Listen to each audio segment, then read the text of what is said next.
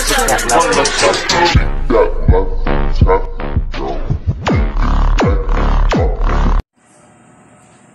guys, ito pala yung gawa ko na tortang okra.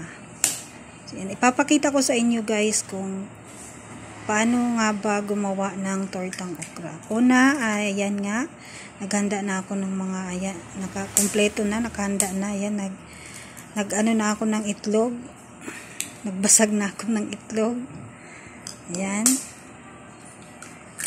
Ayan, 3 itlog. Nasa inyo na yun guys kung ilang itlog yung ilalagay nyo sa tortang okra. Ayan, minekos ko na. Ayan, kumuha pala ako ng magic sarap. So, ayan, minikos-mekos ko na. Ayan, minikos-mekos. Ayan, naglalagay na naman ako ng harina. Nasa inyo na yun kung ilan. Yung nilagay ko dyan guys is 2 kutsarita harina.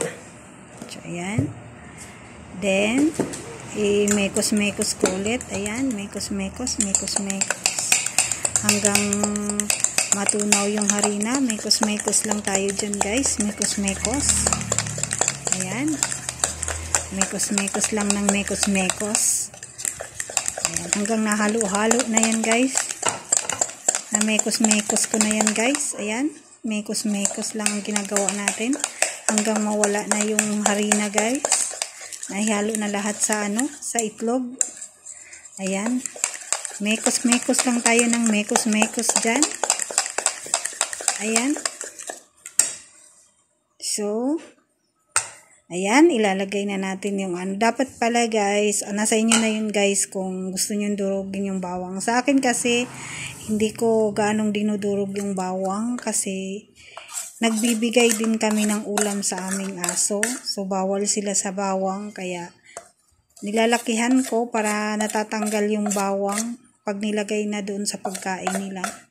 Yan, hindi kumakain yung aso namin guys pag walang ulam. So, ayan. Imikos-mekos ko na naman ulit. Andyan na yung dyan. Andyan na yung mga ingredients. Hindi na ako naglagay ng bawang guys. Ng sibuyas. Alam nyo na, mahal ang sibuyas ngayon guys. So, bawang lang ang nilagay ko. Ayan, so ngayon ilalagay ko na naman ang okra guys. Ayan, hiniwa-hiwa ko na yan ng maliliit. Hindi ko na yan guys, pinakuluan, diniretso ko na lang yan kasi maluluto naman yan.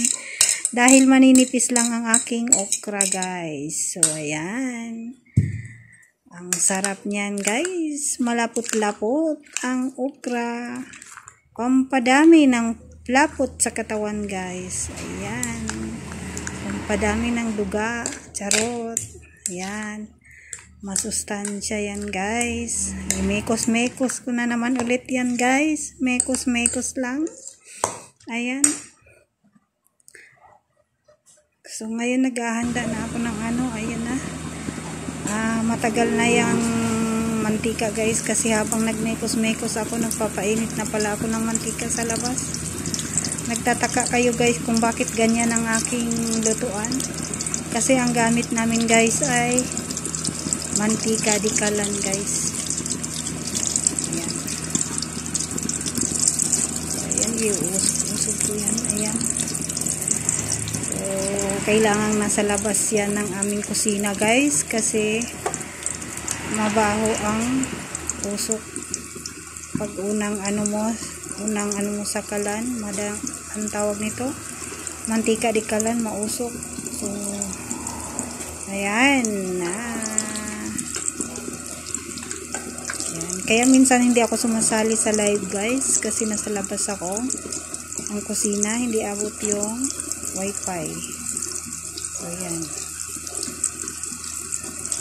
Kaya oras ng lutuan ko, hindi ako sumasali sa mga live. Kasi nagluluto ako guys. Yung mga ganyang luto kasi guys, hindi ko pwedeng iasa kay Sarah yan. Kasi hindi niya masyadong alam yan.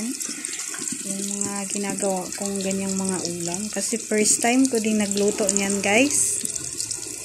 Ayan. So, So tinaray ko lang kung pwede yung okra. Kasi nagsawa na nga kami sa tortang talong guys. Pupunta naman kami sa okra. So ayan na nga guys, naibaliktad ko na, hindi ko na naipakita ang pagbaliktad ng aking tortang okra kasi nahihirapan ako guys dahil ako ang nagluluto, ako din ang nagbibideo. So nahihirapan nga ako guys. So bago ko pinapakita, inabaliktad ko na pala siya. Kasi hirap nga ako guys dahil hindi ko naman maibaliktad na hawak ko yung cellphone ko. Ayan. So, ayan nga, nakikita pa yung anino ko dyan.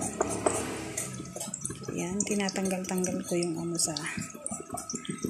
So, ayan guys, malapit na siya maluto.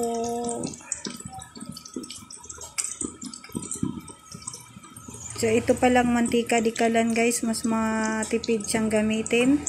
Dahil mura nga lang ang mga used oil. So, bibili ka ng used oil, ang isang galon ay 20 pesos lang ang isang galon. Samantalang samantalang gasol ang gagamitin natin. Delikado pa yun guys. Baka sumabog.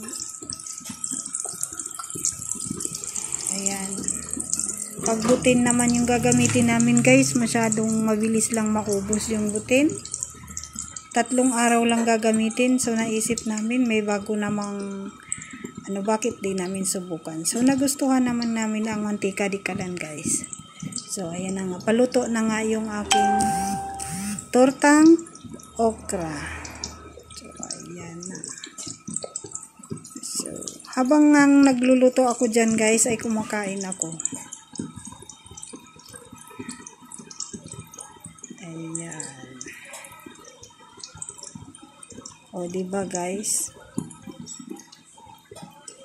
Kasi yung mister ko ayaw niya ng nilagang okra. So, ginawa ko na lang ganyan. Ayan.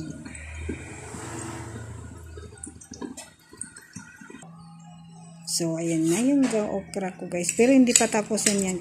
Yan guys, una ko lang yung ano yung tawag niyan guys? Kaya hindi nagugutom ang mga kusinero at kusinera dahil sila ang unang tumikim at kumakain ng kanilang mga niluluto. So, ayan na. Nilagyan ko na ng ketchup. Ayan. Shout out sa Jetran. Mura lang din yan. O, ayan. Hindi nakita sa Nahirapan akong mag-approve sa camera. So, gagawin ko sanang smile yan. Hindi ko nagawa. Ayan. Kakain na si Akets. Ayan. Unang tikim. Tikim pa lang yan, guys. Ayan. Nahulog pa. Pumalpak. Ayan. Tikim lang yan, guys. Mamaya pa yung totoong kain, guys. So, ayan. A few moments later guys, ayun na, balik na naman ako sa labas. Nagluto na naman ako, tiningnan ko na naman yung aking niluluto. Mabuti na lang hindi pa nasunog guys. So ayan, nabaliktad ko na may hawak na camera. Oh ayan, magaling na akong bumaliktad guys. Ayan, sobrang hina ng guys, mantika, kasi baka pag nilakasan ko yung apoy guys, baka naman masunog naman dyan guys. First time ko pa namang nagluto ng tortang okra, hindi ko pa kabisado guys. So ayan, ayan, may naluto na naman. Ayan na guys ang aking tortang okra. Tapos na yan guys. Dadalawang piraso kami niyan guys, kasi binigyan ko yung katabi namin borders para matikman niya yung recipe kong tortang okra. So ayan na guys. Ayan, binidyo-video ko pa kunyari. Ayan, para makita nyo ang resulta ng aking nilutong tortang okra. Ayan, subukan nyo rin yan sa bahay guys, subukan nyo. Ayan, para hindi naman kayong nagsasawang puro na lang kayo talong na torta. So, ayan na si Lola. Kumakain na si Lola. Haggard na haggard. Kasi morning na morning yan, guys. Ayoko sanang gumising, pero kailangan gumising dahil maagang mag-opisina ang aking mister. So, thank you for watching, guys. Bye-bye.